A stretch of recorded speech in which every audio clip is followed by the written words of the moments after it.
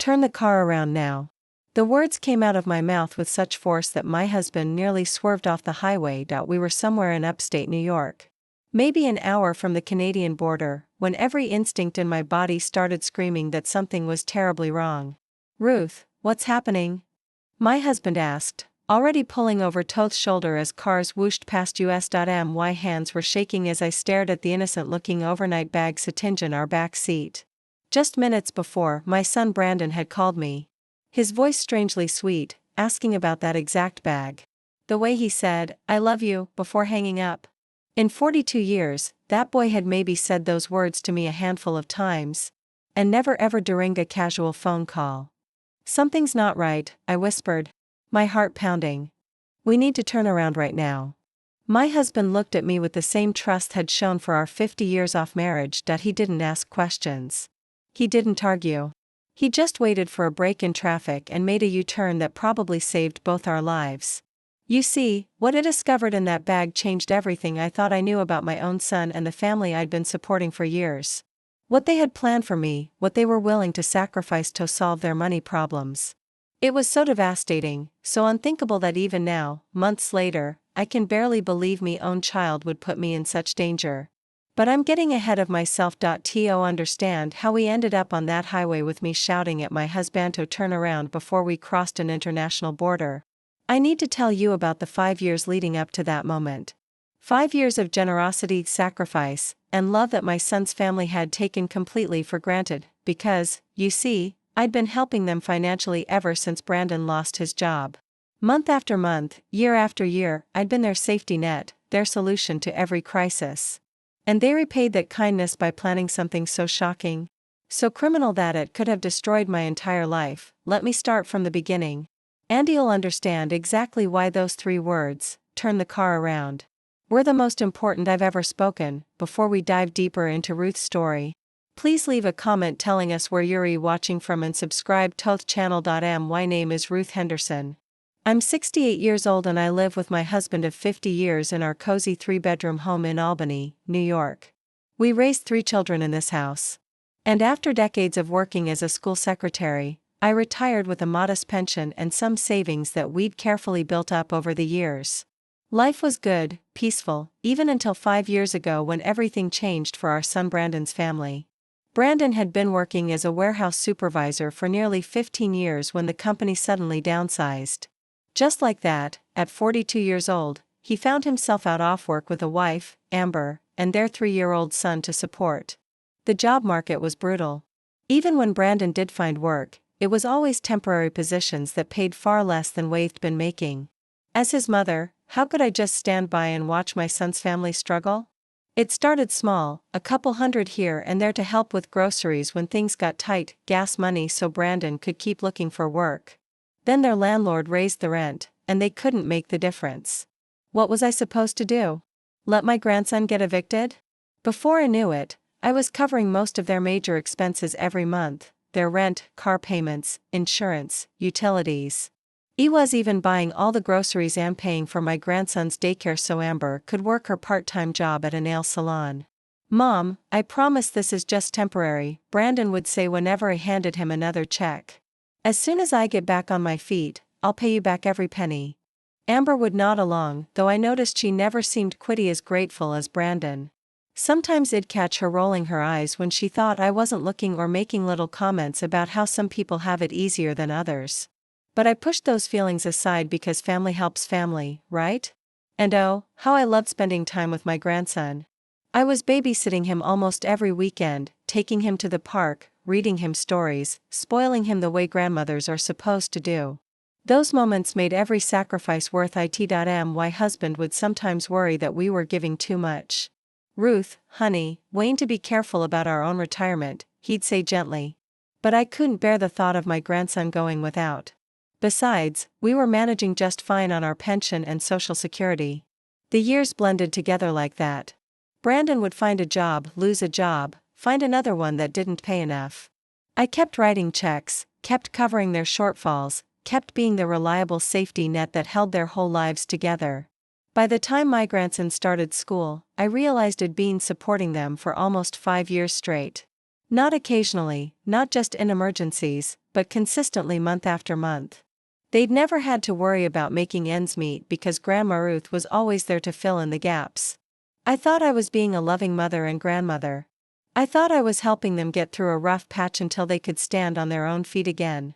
What I didn't realize was that somewhere along the way, my generosity had stopped feeling like a gift to them and had started feeling like an obligation, that they'd gotten so used to my support that they began to expect it.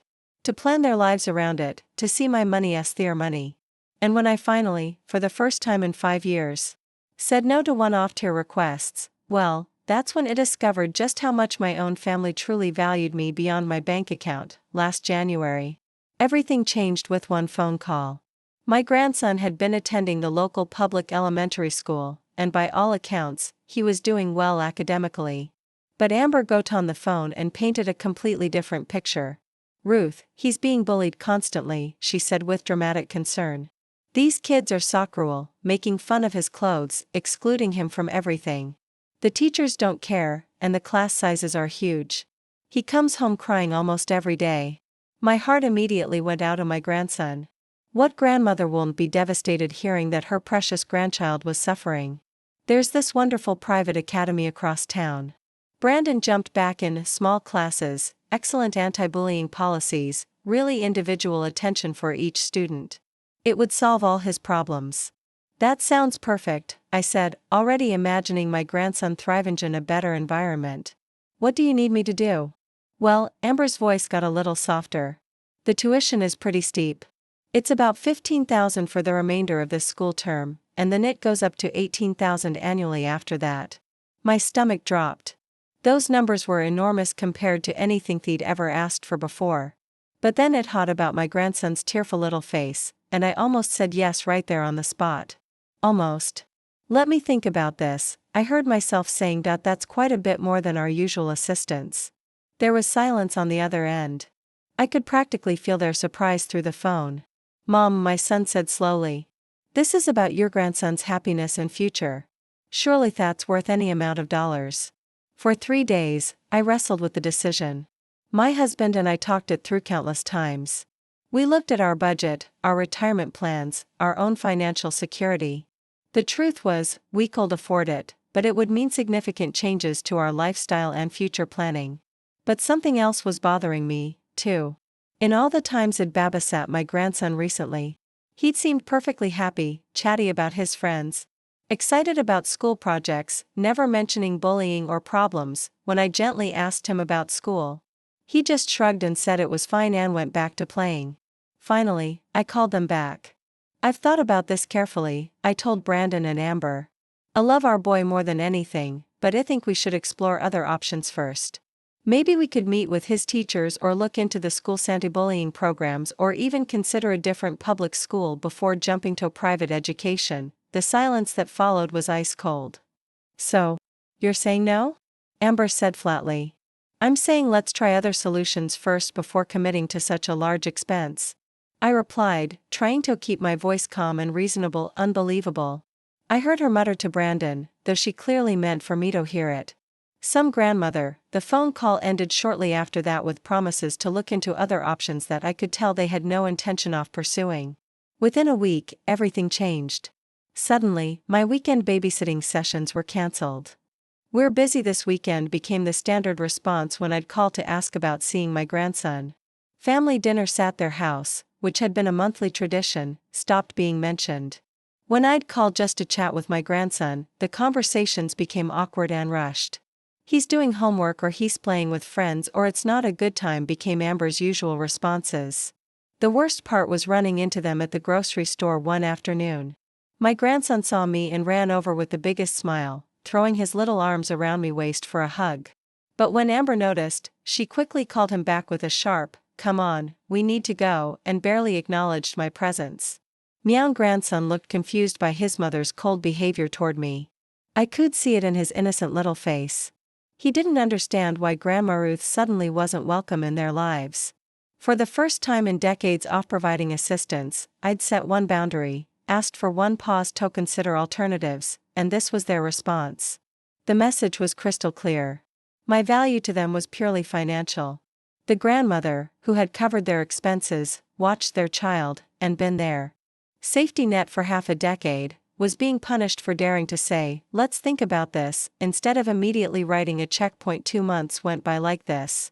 2 months off being shut out, of missing my grandson terribly, of wondering if I'd made a terrible mistake. I started to question myself. I started thinking maybe I should just pay the tuition and get my loved ones backed up. That's exactly when they called with their sudden change of heart and the invitation that would lead us to that highway in upstate New York. Looking back now, I realized those 2 months off cold treatment weren't punishment for saying no. They were preparation for something much worse. Then, just as suddenly as the freeze had begun, it ended. It was early April when my phone rang, and I heard my son's voice sounding more cheerful than it had in months. "Hey, Mom. How are you and Dad doing?" he asked with an enthusiasm that immediately caught my attention. After 2 months of barely speaking to us, this dramatic shift felt almost jarring.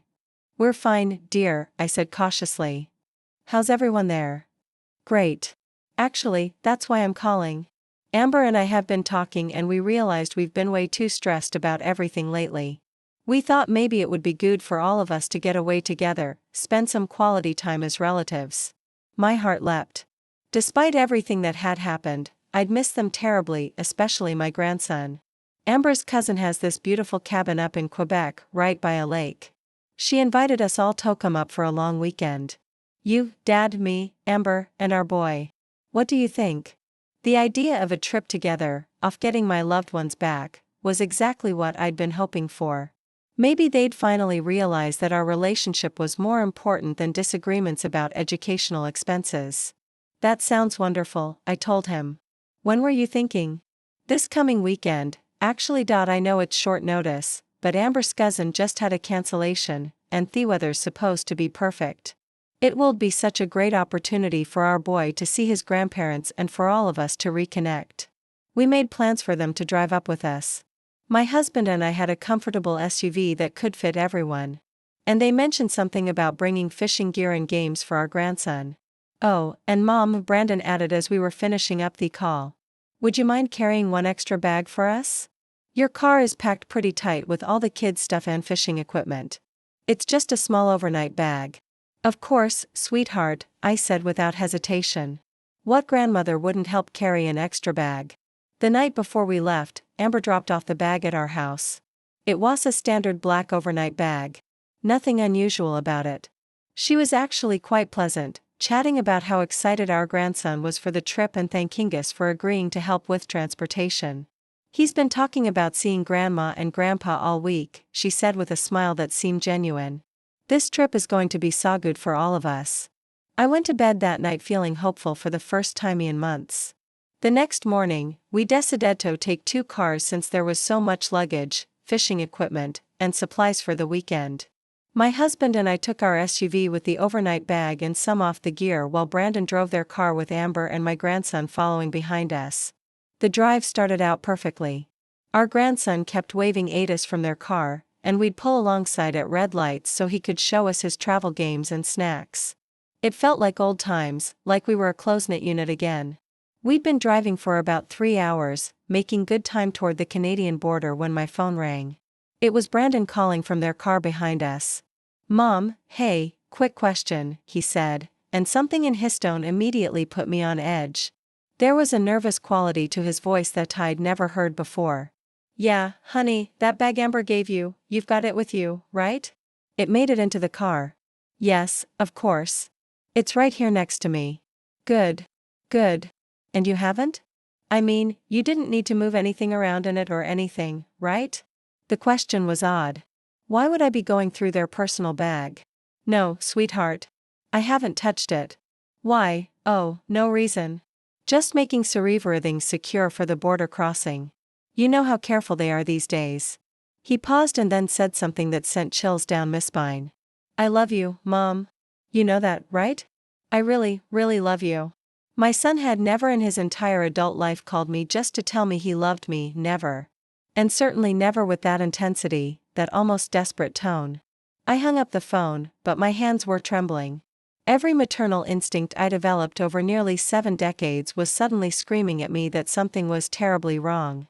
"Turn the car around now. That's when I shouted those words to my husband. The words that probably saved both our lives. We pulled over at the next exit.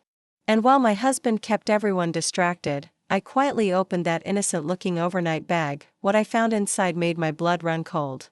Carefully hidden beneath my grandson's folded pajamas. And some Sophie's favorite toys were small packages wrapped in plastic. Even at my age, it wasn't naive enough not to recognize what I was looking at. Drugs. A significant amount of them. My own son and his wife had planned to use me as an unwitting drug smuggler across an international border. They'd counted on me love for my grandson, my desire to connect with relatives, and my complete trust in them to carry their illegal cargo without question. If we'd been caught at that border, and with the way they were checking cars that day, we very well might have been. I would have been the one facing criminal charges. At 68, I would have been looking at years in prison for drug trafficking. And Brandon's phone call, that wasn't checking on the bag. That was him getting emotional because he knew he was about to destroy his mother's life to solve his own problems. The worst part was realizing that this entire reunion trip had been planned from the moment I'd said no to that tuition. The cold treatment, the sudden reconciliation, the urgent timeline, the cousin's cabin, all of it had been a carefully orchestrated plan to manipulate my love for them into committing a federal crime. As I stared at those packages hidden among my grandson's innocent belongings, I realized that my own child was willing to sacrifice everything. My freedom, my reputation, my entire future. Rather than learn to live within his means or find legal solutions to his financial troubles. That was the moment I understood that the Ruth who had spent half a decade enabling and supporting them was gone forever, standing there on that highway shoulder, staring at those packages hidden beneath me grandson's innocent pajamas. I felt something shift inside me permanently. The Ruth who had spent half a decade making excuses for her son's poor choices was gone. The grandmother who had prioritized keeping peace over protecting herself had vanished in that moment of terrible clarity. My husband walked over quietly. "What did you find, honey?" I showed him the contents without saying a word. His face went white, then hard with an anger I'd rarely seen in near 50 decades of marriage. "We're going home," he said simply. "Right now."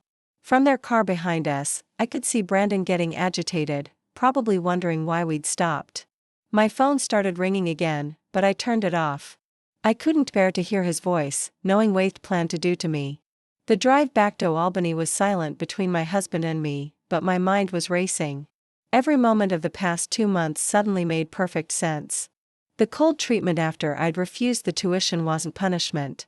It was preparation. They'd needed to create distance so that when they suddenly invited me on this trip, I'd be so grateful for the reconciliation that I wouldn't ask questions that they'd manipulated my love for my grandson, my desperation to repair our relationship, and my complete trust in him to nearly destroy my life.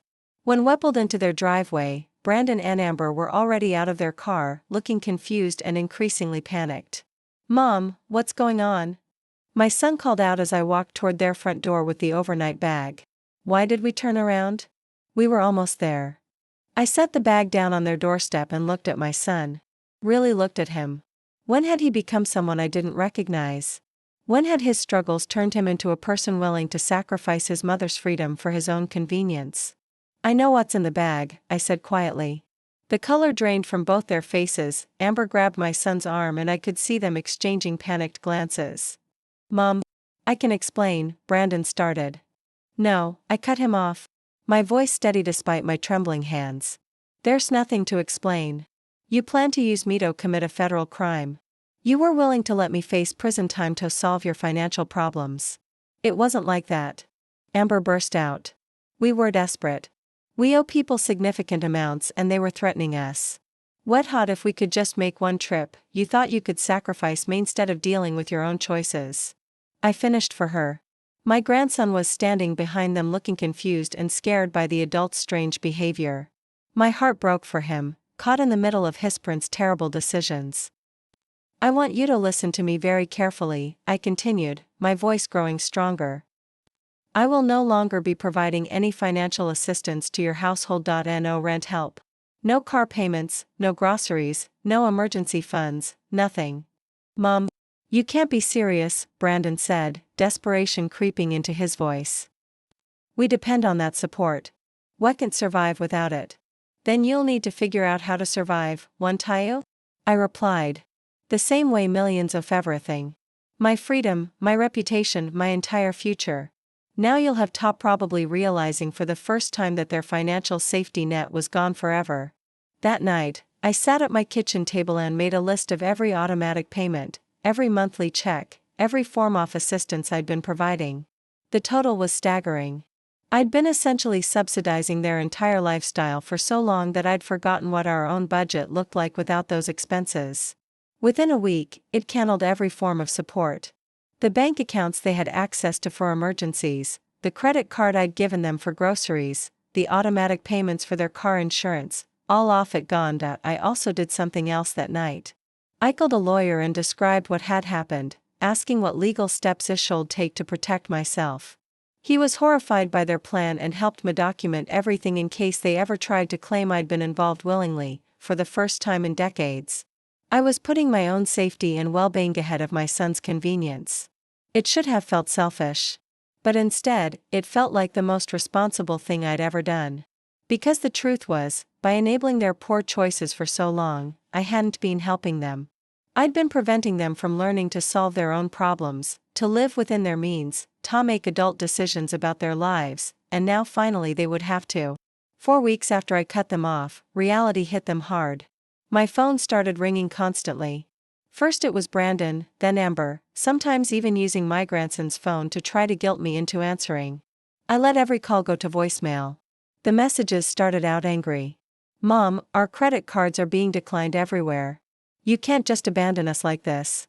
Then they became desperate. Please, we're about to lose the house. Just help us one more time and we'll figure something else out. But I'd heard those promises before for 5 long decades. This time I stayed strong. Then came the call from my daughter-in-law's sister, whom I barely knew. Ruth, I think you should know that Amber and Brandon are planning to try that Canada trip again, she said quietly. But this time they're planning to go themselves. They're desperate, and I am worried they're going to do something stupid. My blood ran cold. Even after everything that had happened, they were still planning to traffic drugs rather than find legal solutions to their debt problems. When I asked this weekend, they asked me to watch their son. They said they were going on a business trip for a couple of days. I immediately called my lawyer. He advised him to contact the authorities with this information. But I couldn't, even after what they tried to do to me, that Saturday morning. I was drinking coffee in my kitchen when my phone rang. It was a number I didn't recognize. Is this Ruth Henderson? A woman's voice asked. Yes, this is Officer Martinez with U.S. Border Patrol. Your son Brandon Henderson and daughter-in-law Amber Henderson were arrested early this morning attempting to cross into Canada with illegal substances. They listed you as their emergency contact. My hands started shaking, but not from shock. I'd known this call was coming. Where is their son? I managed to say. He's currently with a family member, but Child Protective Services needs Torrance proper placement since you realist is next of kin. Within hours, he was filling out emergency custody paperwork. My grandson, confused and scared, came home with me that afternoon carrying a small suitcase and his favorite stuffed animal. Grandma Ruth, he asked that first night as I tucked him into the guest bedroom that would become his room. When are Mom and Dad coming back? How do you explain to an 8-year-old that his parents chose to risk everything, including him, rather than learn to live responsibly? They made some bad choices, sweetheart, I told him gently. But you're safe here with Grandpa and me, and we're going to take very good care of you.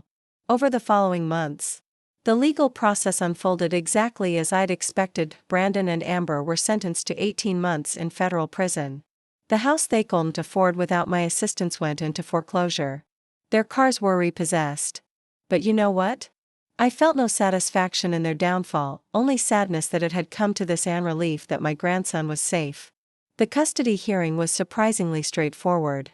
Brandon and Amber, facing significant prison time, agreed to assign temporary custody to me rather than risk their son going into the foster care system.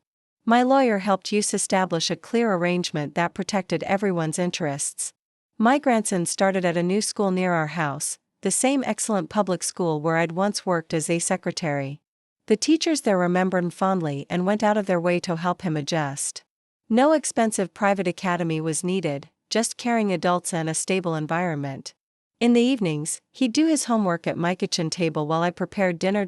My husband taught him to play chess and helped him with math. We read stories together every night, the same way it on with Brandon when he was small. Slowly, my grandson's confusion faded and was replaced with a sense of security he'd never really had before. No more parents fighting about finances. No more uncertainty about whether bills would be paid. No more adults making desperate choices that put everyone at risk. "Grandma," he said to me one day about 6 months after he'd come to live with us, "I like it here. It's quiet." That's when I realized what we'd all been missing. Peace. Simple, ordinary peace that comes from living within your means, making responsible choices, and putting the well-being of children first. As for Brandon and Amber, they write occasional letters from prison. Brandon's letters are full of apologies and promises to do better when he gets out. Amber's are mostly complaints about prison conditions and reminders that I owe them for all the difficulties they're facing. I don't respond to either of them. My lawyer has advised Medhat when they're released, they'll likely seek to regain custody of their son. We're already preparing for that legal battle, documenting the stable home environment we've provided and the educational progress my grandson has made. But for now, our days are filled with school projects, weekend fishing trips with my husband, and quiet evenings reading together on the couch. My grandson is thriving in ways I never saw when he was caught in the chaos. Sophie's parents' financial irresponsibility, and me. I've learned that sometimes the most loving thing you can do is refuse to enable destructive behavior. Even when, especially when it's coming from your own child. I'm 73 now, and I have no idea how many more decades I have left. But I know I'll spend whatever time I have raising my grandson to be a kind of man who solves problems honestly, treats people with respect, and never ever asks someone else to pay the price for his mistakes. That's my story. That's how a grandmother's protective instincts and willingness to set boundaries saved not just her own life, but gave her grandson the stable childhood his parents can't provide. Sometimes the most powerful thing you can say to people who take advantage of your generosity isn't, "I'll help you one more time." Sometimes it's, "I love you too much to keep enabling you." And sometimes that's exactly what the next generation needs to hear. So that's mystery. I'd love to hear what you think. Have you ever had to set difficult boundaries with family members who were taking advantage of your generosity? Let me know in the comments and subscribe for more stories like mine.